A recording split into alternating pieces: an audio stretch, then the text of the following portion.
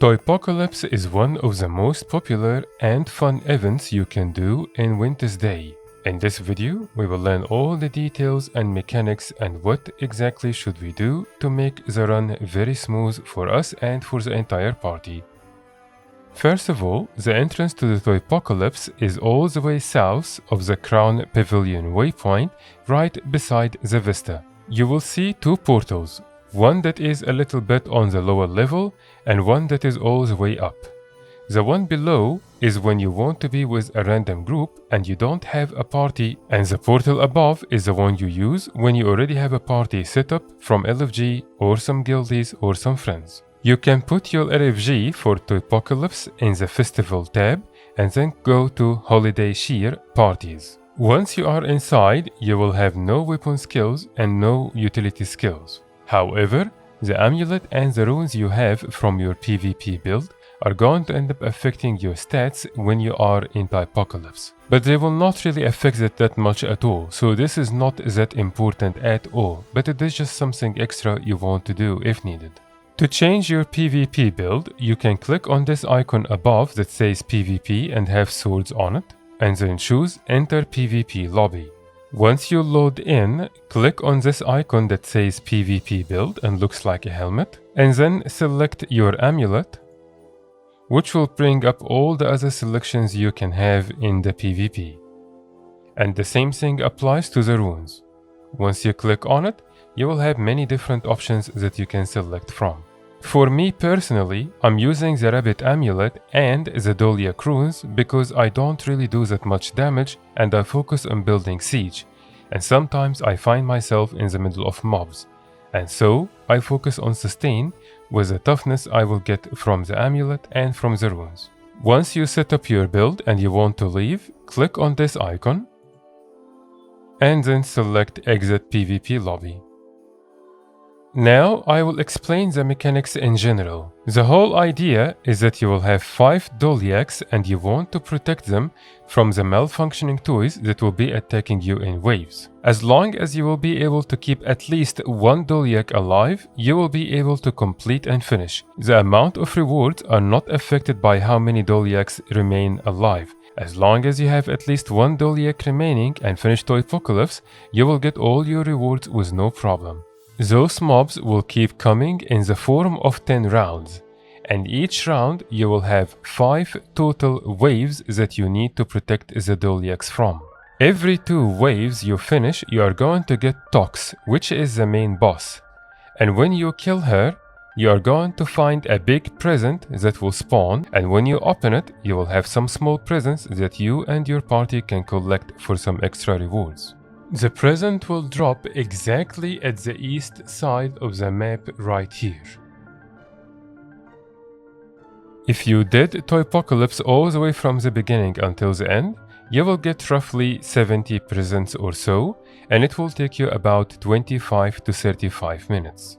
I still have at least 1 or 2 more guides related to Wintersday that I'm about to do. So don't forget to subscribe and enable the notifications to know when they are posted and be the first to see them. Now, let's talk about what all the weapons and siege do in details. The first weapon we will look at will be the Toy Smasher, which is basically a hammer. All 3 skills will do a lot of damage in melee, but skill 2 and skill 3 are going to knock down and knock back, which will significantly help you break bar on Tox whenever she spawns. The Toy Cap Rifle is all about long range. Skill number 1 will hit a single target. Skill number 2 is going to hit enemies that are in a line behind each other's.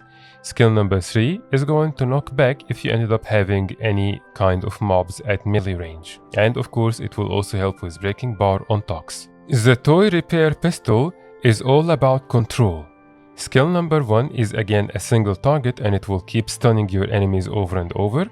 Skill number 2 is going to turn them into allies and they will end up fighting the other mobs for you. Skill number 3 is going to make them run away.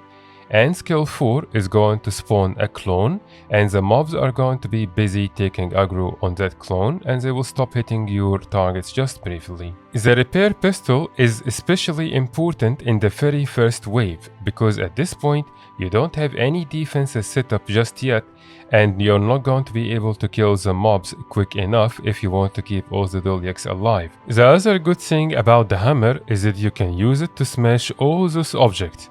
Pretty much everything you see around you here can be destroyed. And as you can see, when you do that, sometimes you will get those objects. Snow will enable you to build walls or snowman. Snowmen will hit from a range and they will chill. You can also get some scraps, and with them you can build ballista or catapults. Ballistas will hit single target and they will keep hitting very quickly. Snowman is going to hit from a range and they will end up chilling. Catapults will do a big AoE damage and they hit every few seconds. This inner circle is the most important place to protect since it's the one that has the Doliacs. You can upgrade any piece of siege by holding the objects in your hand and then interacting with that siege. Keep in mind that also upgrading that siege is going to automatically repair it. All pieces of siege will have 3 phases. There is normal, and then they go super, and then there is mega. There is a cap on how much siege you can build. And so pay very close attention, because once you reach that cap, any siege that you have built at the beginning is going to be replaced by the new siege you are currently building.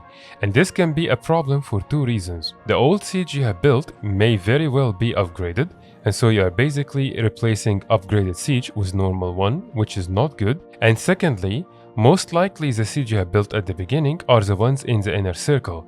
And so you are going to empty up that inner circle and put it wherever you are trying to build that new siege, which again is a very bad idea. So once you hit that cap, be very careful not to build any new siege and instead focus on upgrading and repairing the current siege you have.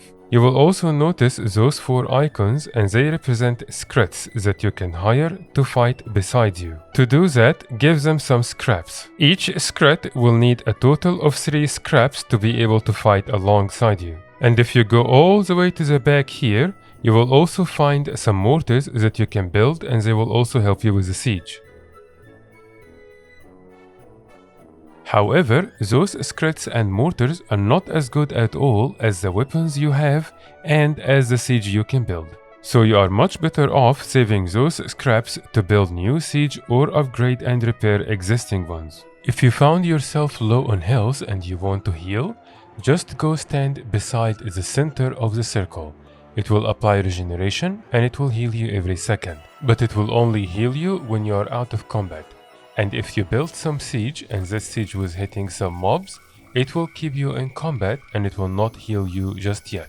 I have seen some comments from you saying that you don't have enough people or guildies or friends to do those kind of events with sometimes. And if that is the case, I will leave the Discord for the guild I am in and you will find it in the comments and in the description. And this way we can do all the Wintersday activities together if you wanted some help with them, or even if you just wanted to do them for fun or any other content for that matter. Now let's talk about a strategy you can use when you are in Toypocalypse.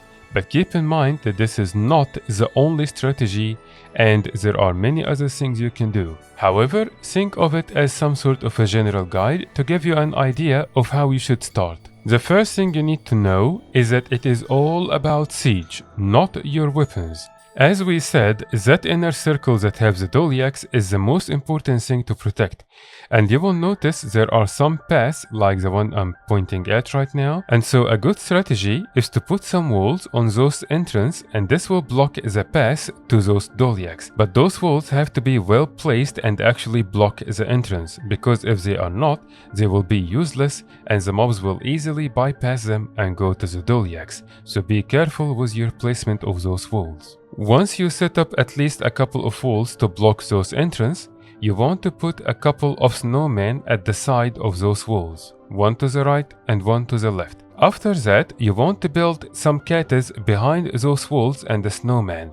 There is no exact number, but I personally always try to build at least 5. But basically what that will do is mobs are going to come to the walls and they will take aggro, snowmen are going to hit them from range, which will chill and slow their movement, which will give your Katas more than enough time to hold those mobs from range and kill them while they are being chilled and taking aggro on the wall, which will make it very easy to handle. When you feel that the inner circle is secure and it have enough siege, you can start working on upgrading that siege and repairing it. Thank you very much for watching, and I will leave the entire Wintersday playlist with all the guides I made for them on your screen now and in the comments and description if you want to check more guides for them.